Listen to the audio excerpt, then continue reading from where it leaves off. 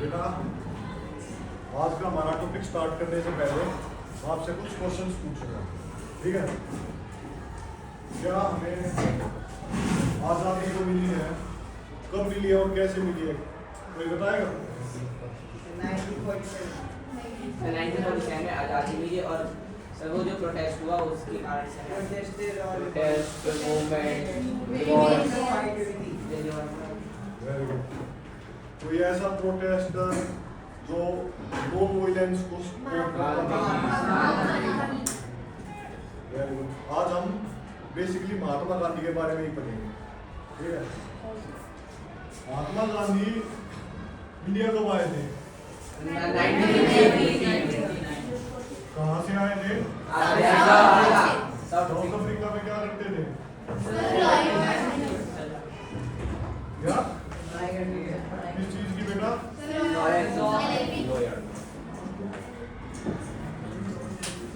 महात्मा गांधी ने तो इंडिया में आके सबसे पहला जो मूवमेंट किया था वो कौन सा था?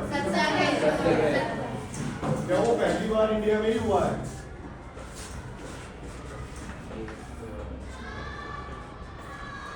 बेटा वो पहली बार इंडिया में नहीं हुआ, वो पहली बार साउथ अफ्रीका में ही हुआ था।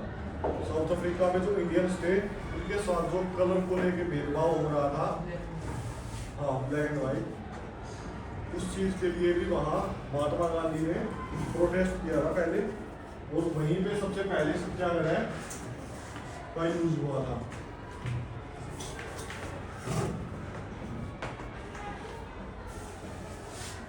इंडिया में जो सत्याग्रह हुआ है वो सबसे पहले 1917 में हुआ है। किसी को पता है किस जगह पे हुआ है सबसे पहले? चंपारण कहाँ पे है? बिहार।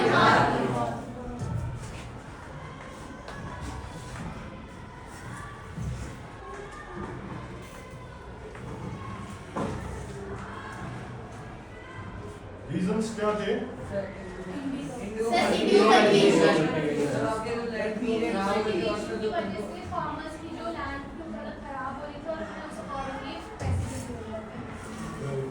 उनसे जबरदस्ती वहाँ पे इंडिगो की फार्मिंग करवाई जा रही थी उनके राइट्स के लिए। यस। इसके बाद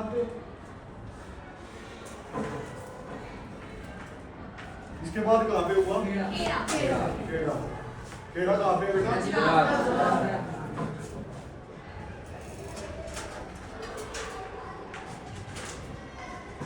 पहला चंपारण में हुआ,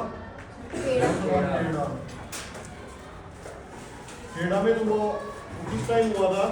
1918। Very good. वो क्यों हुआ था बेटा? बताओ आप। सर क्योंकि जो टीचर थे वो जो स्टूडेंट्स को बहुत कम सैलरी देते थे और उनसे बहुत सारा काम करवाते थे, बहुत मतलब अनलिमिटेड आवर्स के लिए, वो कितना चाहे उतना काम करवाते थे। इसकी वजह से हुआ था। वो अहमदाबाद वाले बेटा वो अहमदाबाद को वाला था जो यहाँ पे हुआ। ये सबसे ज्यादा टैक्स हाँ, हाई टैक्सेस की वजह से हुआ था। उन्होंने पहले ही एक फिक्स कर रखा था कि अगले 10 साल तक ब्रिटिशर्स ने फिक्स कर दिया था कि नेक्स्ट 10 इयर्स के लिए आपको इतना टैक्स पे करना है। उसमें भले ही और वो 10 साल की सोच के इतना ज्यादा टैक्स फिक्स किया गया था कि उतना उपजाऊ जमीन थी नहीं वहां पे, और इस वजह से किसान जो थे वो टैक्स पे ही नहीं कर पा रहे थे, और उनसे जबरदस्ती वहां पे फार्मिंग करवाई जा रही थी। तो इस वजह से वहां पे महात्मा गांधी ने प्रोटेस्ट किया था, और प्रोटेस्ट के बाद क्या हुआ था?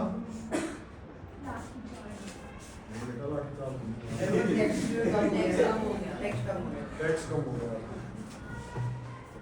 अब जो आप बता रहे थे वो अहमदाबाद।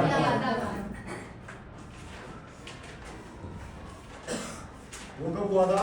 1918 में ही हुआ था। हाँ तो अब बताओ ये क्यों हुआ था? आपने बताया ना बेटा, बताओ।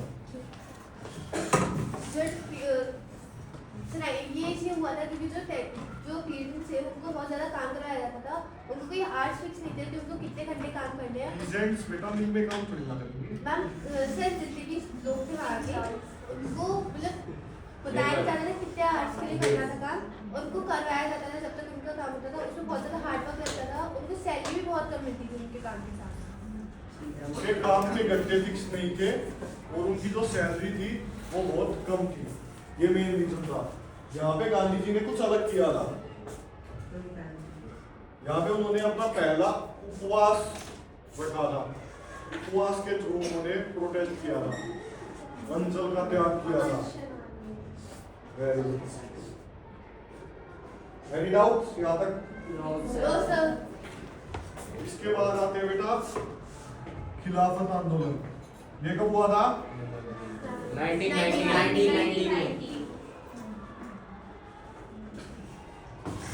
किसने किया था? अहमद अली। पूछो बेटा। जो गवर्नमेंट ब्रिटिशर्स की थी, तो जो ब्रिटिशर्स थे उन्हें क्या फर्क पड़ता है अगर एक इंसान मर भी जाएगा तो?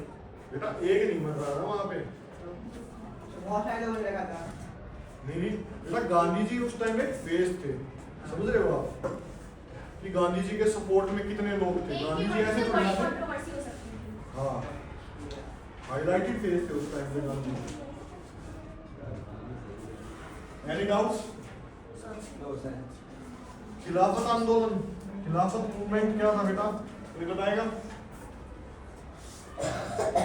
सर ये माउंटेन्स वहाँ पे उनके लीडर से उनसे राइट छीन लिए थे उनके। किससे? उनके राइट छीन लिए थे। किनसे? जो वहाँ के लीडर्स थे।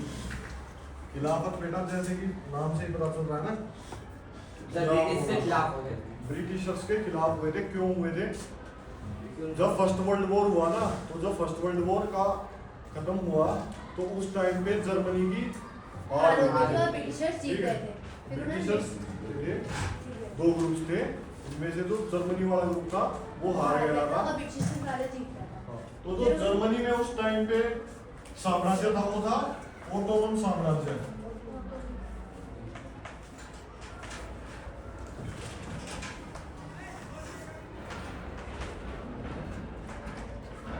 उसका जो लीडर होता है ना, रीजनल लीडर बेटा, उसको बोलते हैं खलीफा। वहां पे खलीफा का राज था। और जो इंडिया में जो मुस्लिम थे ना, मुस्लिम खलीफा को अपना रीजनल लीडर मानते हैं। मतलब कि कहीं पे भी हो, वो हर जगह जहाँ पे मुस्लिम होंगे ना, हर कंट्री के मुस्लिम उन्हें अपना रीजनल लीडर ही मानते हैं। तो हारने के बाद जर्मनी से है ना, उसके राइट्स छीन लिए गए थे। जो उसके अंडर में जितने भी स्टेट्स थे, जो पावर थी, वो सारी पावर्स वगैरह सब छीन ली गई थी। तो उसके बाद इंडिया में जो मुस्लिम लोग थे वो प्रोटेस्ट कर रहे थे इसके लिए कि उन्हें उनके राइट्स और स्टेट्स पावर सब कुछ वापस दिया जाए। इस आंदोलन में दो नाम मेन थे बेटा। Mohammad Ali, very good.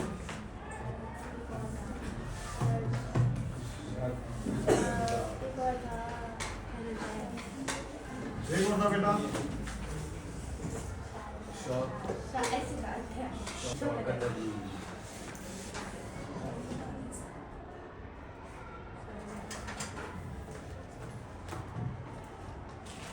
उन्होंने जाके महात्मा गांधी से सपोर्ट की डिमांड की थी कि हमें आपका सपोर्ट चाहिए, और महात्मा गांधी ने इन्हें सपोर्ट किया था इस चीज के लिए। इसके बाद हम पढ़ते हैं जलियांवाला बाग। जलियांवाला और खिलाफत के बीच में एक मूवमेंट और था, रोल टैक्ट। पता है किसको रोल टैक्ट?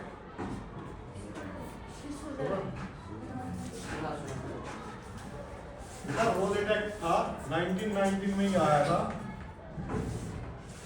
इसमें क्या था कि ब्रिटिशर्स ने लागू किया था ये एक्ट। इसमें यह था कि आप बिना किसी को भी, बिना किसी गलती के या बिना किसी सुनवाई के, मतलब ये होता है ना, अभी आपको पता है ना कि अगर आप किसी को भी अरेस्ट करते हैं, पुलिस किसी को भी अरेस्ट करती है, तो विद इन 24 आवर्स आपको सुप्रीम कोर्ट में उसे ले जाना होता है या FIR करनी होती है।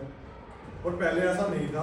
ये एक्ट था, इन्होंने जो फंडामेंटल राइट्स है ना, उसका हनन कर दिया था कि आप, मतलब जो ब्रिटिशर्स थे वो किसी पे भी बिना कोई भी मुकदमा चलाए उन्हें उठा के जेल में डाल सकते थे 2 साल के लिए, भले ही उन्होंने कुछ गलती नहीं की हो, और वो 2 साल तक वो जेल में ही रहता।